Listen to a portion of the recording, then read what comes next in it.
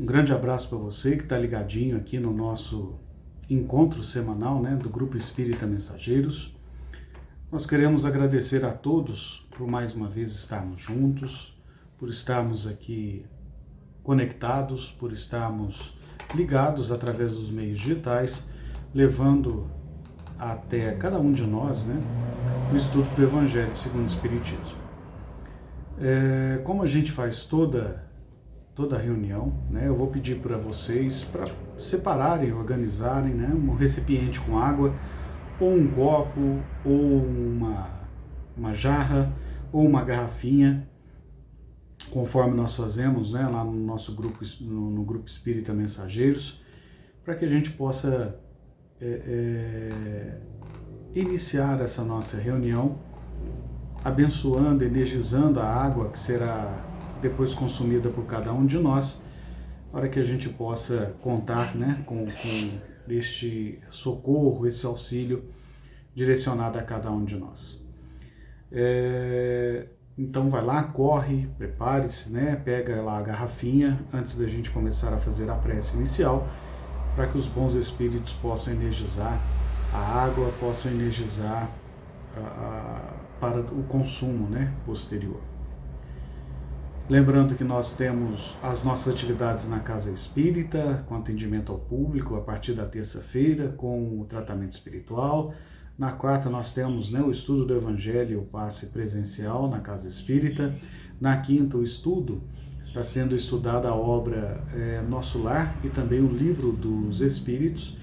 Na sexta, tratamento espiritual para gestantes e crianças. No domingo de manhã, a evangelização e no domingo à tarde a nossa mocidade espírita. Todo mundo convidado, também aqueles que podem, a comparecerem e participarem das atividades presenciais da nossa Casa Espírita. Então vamos fazer a nossa prece inicial, vamos elevar os nossos pensamentos a Deus, a Jesus, a Maria de Nazaré, nossa Mãe amada, toda a espiritualidade trabalhadora no bem, em especial os nossos irmãos trabalhadores do plano espiritual da nossa Casa Espírita.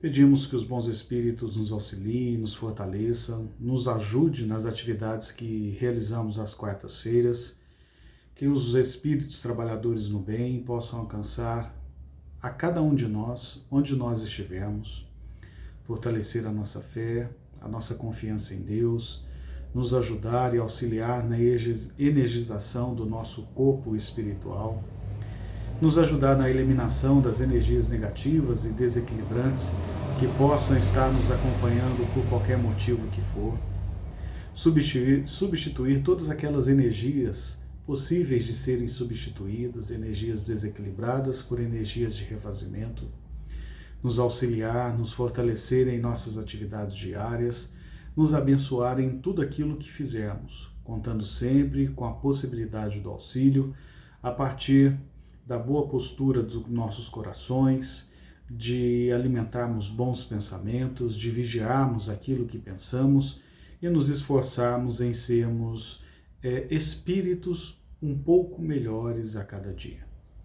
Que a bênção de Deus e dos espíritos trabalhadores no bem, através das suas boas vibrações e energias, alcancem as nossas casas, substituindo qualquer energia desequilibrante que porventura esteja na nossa casa, por energia de refazimento, de equilíbrio, de paz, de auxílio, que possa eliminar toda e qualquer energia desequilibrante da nossa casa e substituir por energias de paz, de amor e que possa nos revigorar, a nós, ao nosso lar e alcance os nossos familiares. Em especial aquele nosso familiar que mais necessita de acolhimento, de amparo, de auxílio, aquele que mais precisa ter a sua fé fortalecida e aquele que mais nos causa preocupação.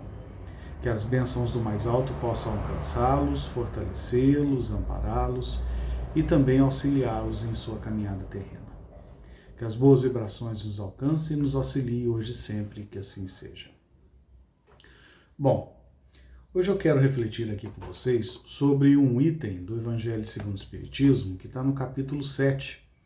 O título do capítulo 7 é Bem-aventurados os pobres de espírito. né, Jesus está passando, está ensinando aqueles que o seguiam as bem-aventuranças, né? Bem-aventurados aqueles que sofrem, bem-aventurados aqueles que têm pobres do seu coração, e assim ele vai falando as bem-aventuranças no Sermão do Monte, né? O Sermão do Monte que pega ali, ocupa grande parte do capítulo do Evangelho de Mateus, né? E aí nós vamos falar especificamente sobre as instruções dos Espíritos, que é o capítulo 7, item 11, né? Orgulho e a humildade. É uma mensagem trazida de um espírito que se manifesta e que Kardec ajunta no Evangelho segundo o Espiritismo para nos fazer refletir sobre a necessidade de combatermos o nosso orgulho e o trabalho incessante de sermos mais humildes, de sermos espíritos mais próximos dos ensinamentos do Cristo, e nós não conseguiríamos isso sem ter humildade. A humildade em todos os atos, em todas as formas de atuação, em tudo aquilo que fizermos, né? E a gente tem que, já começando, fazer aqui as diferenciações. Nós temos que separar humildade de pobreza, né? Uma pessoa pobre financeiramente, materialmente, é uma pessoa que tem as suas limitações financeiras. Não necessariamente ela é humilde. E as pessoas têm a mania de confundir humildade com falta de materiais, de bens materiais, falta de posses, falta até de condições de subsistência, né? Então eles acham que uma pessoa pobre financeiramente é uma pessoa humilde, e não necessariamente, né? E também que o orgulho está ligado às posições que nós ocupamos no mundo material. Isso pode fazer com que o nosso orgulho possa transcender a nós mesmos, né? A partir, de repente, da posição que ocupamos, a partir, talvez, de um cargo que ocupamos em uma instituição, numa empresa, né? Isso pode nos deslumbrar, vamos dizer assim, né? Tem até um ditado popular: se você quer conhecer uma pessoa, dê fama, dinheiro e poder a ela, né? Que aí ela vai deixar transparecer aquilo que ela carrega dentro de si, né? Então, nós precisamos ter claro isso em mente, né?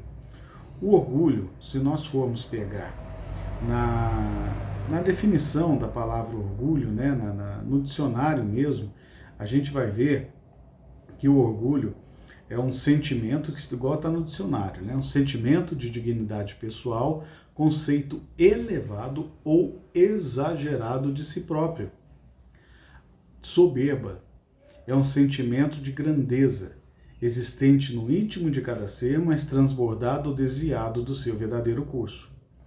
Então o orgulho é tudo aquilo que exacerba a nossa vontade, as nossas mazelas, entre elas e principalmente o egoísmo. Que o ser orgulhoso, ele quer todas as atenções para ele, todo o reconhecimento para ele, os elogios têm que ser direcionados a ele, né? E principalmente os ganhos, os louros, as vantagens somente para o orgulhoso. O Espiritismo, inclusive, nos apresenta o orgulho como uma grande mazela da nossa alma, como uma grande chaga da nossa alma que nós precisamos curar. Desse vício moral, que é o orgulho, descendem, né? Partem todos os nossos outros vícios, tanto egoísmo, vaidade e tantos outros, eles têm a sua origem no orgulho. É o que nos afasta de Deus, é que nos afasta das condições ensinadas por Cristo, de bem-aventuranças, de termos o coração pobre de orgulho e rico de humildade. É isso que Jesus está nos propondo nas suas bem-aventuranças. O orgulho, ele inclusive pode fazer com que, na busca do reconhecimento que o orgulho ele impõe, né? O orgulho quer ser reconhecido. Você é o melhor em tudo, você é o essencial em tudo. Se não fosse você, nada aconteceria, né? Na nossa vã fraqueza e pequenez de acharmos que somos o centro do universo. E o orgulho vem justamente fazer com que a gente se sinta dessa forma. nós passamos a olhar o mundo como um grande devedor do nosso esforço que nós fazemos para que tudo aconteça dentro da nossa família. Ah, se não fosse você, a sua família estaria perdida. Dentro do seu trabalho. Ah, se não fosse eu, essa empresa já tinha fechado. Dentro de uma instituição religiosa. Ah, se não fosse eu, essa instituição não tem o brilho e a importância que ela tem. Nós achamos que tudo é relacionado a nós mesmos. O orgulho faz com que a gente carregue isso em nós e nos afasta dos princípios básicos ensinados por Cristo. Tanto é assim que ele nos ensina, né, que quando formos fazer caridade, quando formos fazer um ato de beneficência para o irmão, fazer uma doação de cesta básica, socorrer financeiramente o irmão, Jesus nos ensina, né, que a sua mão esquerda não saiba o que faz a direita. Ou seja, você não precisa sair alardeando por aí tudo o que você fez para ajudar as pessoas, porque isso é seu orgulho buscando reconhecimento. E Jesus, inclusive, diz aos seus discípulos que a pessoa que age dessa forma, ela já recebeu a recompensa dela, né? Ao ter o seu ego massageado, seu orgulho vaidoso exaltado com aquela postagem, com aquele reconhecimento. E a gente vê muito isso hoje, né? Principalmente em redes sociais. As pessoas auxiliam os irmãos em necessidade e filmam, jogam nas redes sociais para ter o seu exemplo vangloriado, para receber os comentários elogiosos nas redes sociais, né? Segundo o próprio Cristo, ele já recebeu a sua recompensa. Aos olhos de Deus, essa pessoa que age dessa forma já foi recompensada. Porque o seu orgulho é que estava buscando o reconhecimento. Mesmo amenizando a dor do próximo, mesmo socorrendo o próximo na sua necessidade material, ele agiu de uma forma orgulhosa de mostrar as suas qualidades, as suas virtudes, né? E acabou não sendo fraterno com o irmão que estava passando pela dificuldade e que às vezes não queria se expor, né? Contam as histórias, as pessoas que conviveram com Chico, de que uma vez ele estava indo levar ajuda para uma família num bairro pobre da cidade, e aí eles estavam no carro, já quase chegando na residência dessa família, né? E era finalzinho de tarde, e naquela época, principalmente em cidades do interior, havia-se o costume, né, dos vizinhos se encontrarem, se reunirem ao final do dia, depois que as famílias chegavam do trabalho, os homens chegavam do trabalho, as esposas já estavam com a refeição pronta, né? O pessoal comia mais cedo, né? Então às vezes até já faziam a refeição e iam para a porta da casa conversar, os vizinhos conversando, na época do calor principalmente, né? Que ficava ali já no clima, o sol se pondo, na sombra, os vizinhos conversando. Então Chico, ao se deparar com a cena, ele pede para que o motorista do carro não pare em frente à casa da família que seria ajudada. Ninguém entendeu nada do que estava acontecendo, né? Mas obedeceram o Chico. Aí deram a volta na rua e pararam o carro pelos fundos da casa, ali nos fundos da casa. O Chico entrou pelos fundos da casa, fez a ajuda, entregou lá o donativo que ele ia entregar para a família, saiu sem ser visto. E aí o Chico disse, né? A ajuda não precisa humilhar os irmãos que estão sendo ajudados. E talvez se eles entrassem pela porta da frente, talvez aquela família que estava recebendo a ajuda do Chico, talvez não tivesse compartilhado com seus vizinhos o momento de dificuldade que eles estavam passando.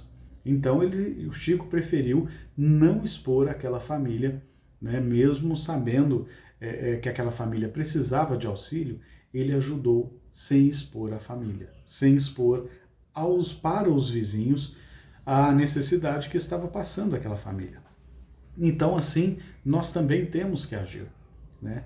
Ao auxiliarmos, ao fazermos qualquer ato, sejamos humildes, né? E também, a definição da palavra humildade, né, quer dizer uma virtude que conduz o indivíduo à consciência de suas limitações. Então a humildade ainda é um exercício de autoconhecimento, além de ser uma virtude importantíssima para o desenvolvimento do nosso espírito, porque ela impõe limites para o nosso ego, para o nosso orgulho. né? A humildade também faz com que a gente faça uma autoaprendizagem, uma autoavaliação de nós mesmos, porque ela nos dá consciência de nossas limitações. O humilde não se deixa lisonjear pelos elogios ou pela situação em destaque em que se encontre. Então, a pessoa humilde, ela pode ocupar qualquer cargo numa empresa, numa instituição, na sociedade. Ela vai sempre se levar pela humildade, não se deixando vislumbrar pela posição que usa, né? Pela posição que ocupa, melhor dizendo. Ela não se vislumbra pela posição que momentaneamente ela está ocupando. Ela sabe que aquilo é transitório, que aquilo é passageiro e que ela não é aquilo. Ela se enxerga, né, dentro das suas necessidades, das suas possibilidades, das suas limitações e passa a trabalhar de forma a exacerbar cada vez mais essa sua postura, para que todos aqueles que estão em volta dela saibam e sigam o seu exemplo, né?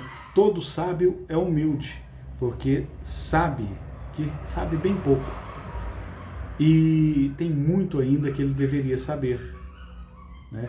Então isso e olha que engraçado, isso é a definição que está no dicionário do que é humildade.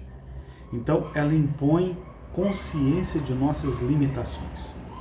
Então nós sabemos, ao buscarmos ser humildes, nós temos que ter em mente as nossas limitações. Ao estarmos no uso de um cargo numa empresa, na sociedade, numa instituição, num clube social, onde quer que estejamos, devemos saber que aquilo é transitório. E o nosso orgulho tenta nos provar o contrário. Como eu disse, às vezes as pessoas se acham, se não fosse eu, essa empresa aqui não ia para frente. Mas aí a pessoa às vezes sai ou às vezes desencana, pouco tempo depois já tem outra pessoa fazendo a mesma função que ela fazia e às vezes até com mais competência, né? Então não existem, principalmente no mundo terreno, né, gente, pessoas insubstituíveis. Na empresa, num clube, numa instituição, num hospital, numa casa espírita, num templo religioso, não existem pessoas insubstituíveis, né? Tem outras pessoas capacitadas para seguir com as atividades que eram desenvolvidas ali. Então, nós precisamos ter em mente que essas virtudes, né, porque assim, igual nós temos um outro capítulo no Evangelho segundo o Espiritismo que fala sobre as virtudes, e lá, né, cita que é melhor uma pessoa que tenha menos virtudes, mas que tenha humildade, do que uma pessoa que tenha inúmeras virtudes, mas que é orgulhosa. Porque o orgulho a acaba sobressaindo e prejudicando todas aquelas virtudes que ela possui. Justamente porque, como diz o ditado popular, né, por se achar a última bolacha do pacote, né? Por achar que ela é a única pessoa que pode fazer aquilo que está acontecendo à sua volta. Então, o orgulho e a humildade são tão antagônicos, né, que nos colocam em posição de desenvolvimento espiritual antagônicas. Enquanto a humildade pode nos fazer a promover a nossa evolução espiritual, o orgulho pode nos fazer errar e cometer erros movidos pelo nosso orgulho. E aí a gente pode falar aqui inúmeras ações que nós tomamos pelo nosso orgulho ferido, né? De brigas, desentendimentos, sabe aquilo que a gente fala até com a boca cheia, né? Eu não levo desaforo para casa. É o nosso orgulho, né? Que não aceita que nós fiquemos numa posição inferior do que aquela que nós achamos que deveríamos ocupar, mesmo numa conversa com uma pessoa, mesmo em situação de desentendimento no trânsito, mesmo quando a gente vai numa entrevista de emprego e coloca que o nosso maior defeito é que a gente é perfeccionista. Isso é o nosso orgulho falando. Porque aquela pessoa que se declara perfeccionista, ela quer que as suas atividades, na verdade, sejam a contento para que ela não tenha a sua atenção chamada. Bom, eu vou ser perfeito naquilo que eu faço para o meu chefe não me chamar a atenção. Então, é esse o sentido que nós devemos analisar em nós. Como nos diz aqui, né, a definição do dicionário, a humildade nos dá consciência de nossas limitações. Bom, O que me limita é o meu orgulho? Onde que o meu orgulho entra em campo? Onde que ele me atrapalha? Onde que eu deixo o orgulho falar mais alto na minha vida, né? Esse elevado conceito que nós temos de nós mesmos que nos prejudica. Então, para nós combatermos o orgulho, primeiro, o exercício de autoconhecimento. A gente tem que se autoconhecer e saber aonde o orgulho nos afeta. Porque que nos afeta, afeta. Seja no nosso ego, seja no nosso egoísmo, na nossa vaidade, ali tem orgulho, tá, gente? No seu trabalho, no seu relacionamento com seus colegas de trabalho, em casa com seus familiares, onde o orgulho está demonstrando as suas garrinhas aqui no meu dia a dia, no meu ser, né? no meu eu espiritual. E quais são aquelas virtudes que eu preciso desenvolver? A autovigilância, o autoconhecimento, que sem a gente fazer o exercício de autoconhecimento, a gente não vai conseguir identificar aonde o orgulho está, onde eu estou sendo orgulhoso, onde eu estou sendo vaidoso, né? Então nós precisamos buscar nesse sentido, colocar a nossa humildade em movimento, buscando ser mais compreensivos, tolerantes, né? Perdoarmos o erro dos nossos irmãos, sermos indulgentes para com as falhas alheias, praticarmos o amor ao próximo, colocarmos em prática o que Jesus nos ensinou, amar a Deus, ao próximo e a si mesmo. Jesus ainda completa, né? Toda a lei e os profetas estão nesses mandamentos, nesses dois mandamentos. Amar a Deus com todo o seu coração, de toda a sua alma e entendimento, e ao próximo como a si mesmo. Jesus fala, toda a lei e os profetas estão nessas duas virtudes. Por quê? Nesses dois mandamentos, perdão. Ao colocarmos em prática isso, nós exercitamos a humildade, o amor, a compreensão, a tolerância, a indulgência. Passamos a ser humildes, né? De saber que, nossa, o meu irmão errou em tal coisa, eu também poderia ter errado. Eu também não saberia fazer o que ele me ensinou, ou no que ele errou, eu também erraria, né? Você aprende com erros do seu irmão, mas sem apontar o dedo, sendo humilde. Olha, eu também erraria. Eu também cairia no mesmo buraco que esse irmão meu caiu, né? Nós precisamos tentar entender como nós nos encaixamos nos perfis psicológicos que a sociedade passa a exigir de nós, né? Às vezes nós temos um orgulho exacerbado porque dentro da empresa que eu trabalho, uma competição ferrenha, eu tenho que ganhar de todo mundo, para se eu quiser ter uma posição melhor, eu tenho que ser melhor que todos, mas isso não quer dizer que você precisa fazer as outras pessoas de escada. Você pode, por seu esforço próprio, ser uma pessoa competente no seu trabalho, mas sem prejudicar os demais, né? Nós temos que ser inteligentes, mas sem ser intolerantes, né? Uma pessoa, como eu disse, uma pessoa sábia é uma pessoa que sabe que precisa ainda aprender muito. É uma pessoa que sabe que pode melhorar demais e que não sabe praticamente nada daquilo que acontece no universo. Por isso ela é sábia, né? Como diria Sócrates, né? Só sei que nada sei, né? Então é isso que a gente precisa ter em mente. Nós agimos dessa forma como essa humildade ou não? Nós achamos porque temos um curso superior, uma faculdade, uma pós-graduação, nós temos todo o conhecimento do mundo sobre aquela área que nós estamos exercendo a nossa atividade profissional principalmente, e ninguém pode me ensinar nada diferente, né? Será que nós somos assim? Nós somos irritadiços, ficamos irritados com tudo, quando duvidam da nossa capacidade, quando nós não conseguimos nos fazer entender, né? Passamos a responsabilidade para outra pessoa, a pessoa não entende o que eu falo, a pessoa é burra, a pessoa é isso. Nós somos irritadiços, somos dessa forma. Nós somos caridosos, nós conseguimos equilibrar, né, essa forma de viver nossa com a caridade, lembrando que no entendimento do Cristo, né, a caridade, segundo ele entendia, era sermos bons para com todos, indulgentes para com o erro do irmão e perdoarmos as ofensas. Será que nós exercitamos a caridade ou não? Nós fazemos beneficência. ajudamos materialmente o irmão e ainda postamos nas nossas redes sociais. Nós somos inquietos, mas amorosos, né? Nós temos muita energia, mas conseguimos ser amorosos com aquelas pessoas que nos cercam e com aqueles que cruzam os nossos caminhos. Qual é o nosso perfil, né? Porque o orgulho, gente, é a ignorância dos valores reais da vida. Ele se apega a tudo que é transitório, a tudo que é material. E ele se afasta das ações nobres, porque ele vê uma ação nobre como uma perda de tempo, como um desperdício de energia, e que ele não precisa fazer aquilo porque ele nunca vai precisar de ninguém. Ele sozinho se basta, né?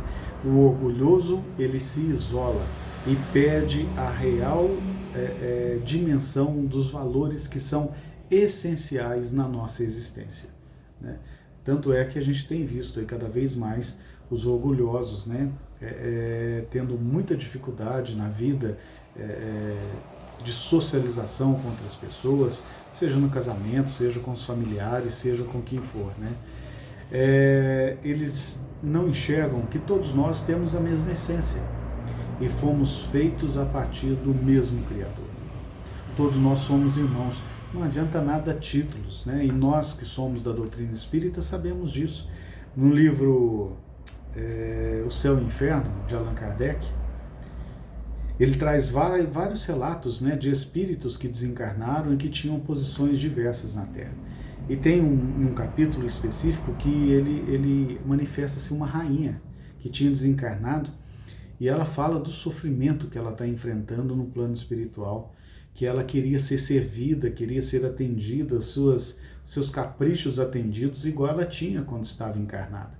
E o tanto que ela está sofrendo para conseguir se desapegar desse seu orgulho, né?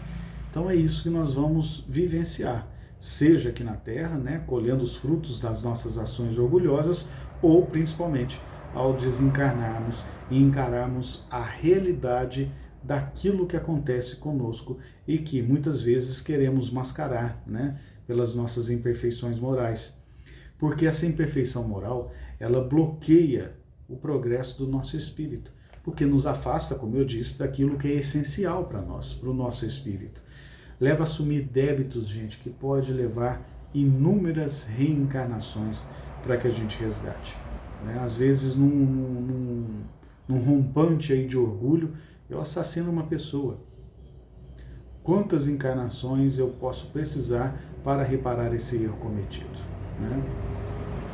Então, além de afastar pessoas, afastar países, causar males, né, guerras, conflitos, tudo isso causado por conta do orgulho, nós ainda nos afastamos daquilo que é essencial a nós, né?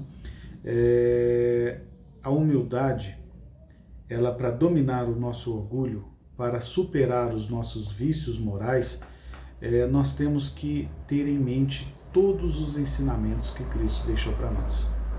Qual a importância de nós amarmos o próximo, não julgarmos o próximo, sermos pessoas caridosas, né? Fora da caridade não há salvação, como nos ensina a doutrina espírita. Caridade, não beneficência.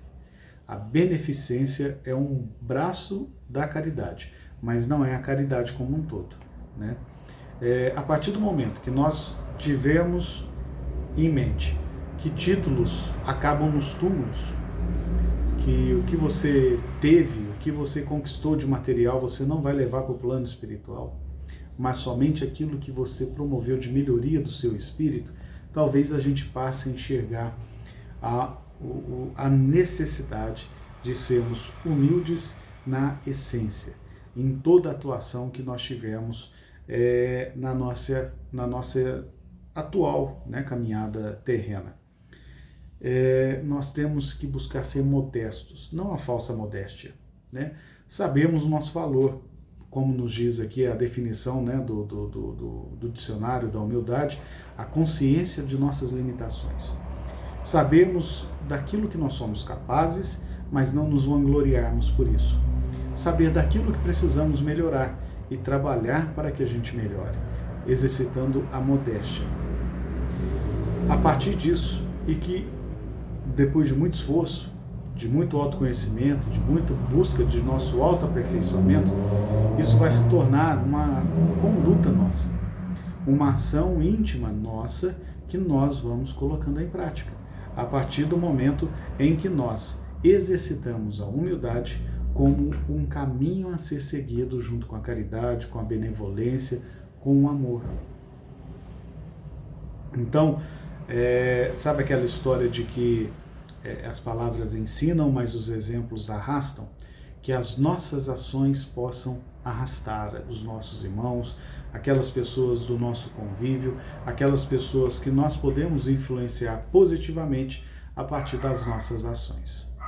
Então, exercitemos isso, né? Como diz Jesus nas bem-aventuranças: bem-aventurados os pobres do espírito, porque deles é o reino dos céus. Então, sermos humildes, sermos misericordiosos, sermos cristãos, colocarmos em prática o amor ensinado por Cristo e vivenciado por tantos e tantos de seus discípulos e seguidores ao longo desses 2000 anos. Então, façamos a nossa parte. A humildade é uma virtude que anda muito esquecida no meio de nós, né? E que nós precisamos colocar em prática e vivenciar ela a cada dia. Ela pode fazer com que a gente alcance os nossos objetivos espirituais nessa existência, inclusive recebendo aquelas provações, os nossos desafios que cada um tem, com a sabedoria necessária da aprendizagem que aquele ato quer nos passar. Então nos esforcemos em sermos humildes, colocando em prática os ensinamentos do Cristo. É o nosso desafio a ser enfrentado. Um grande abraço para todos. Fiquemos na paz do nosso Mestre e Senhor Jesus Cristo.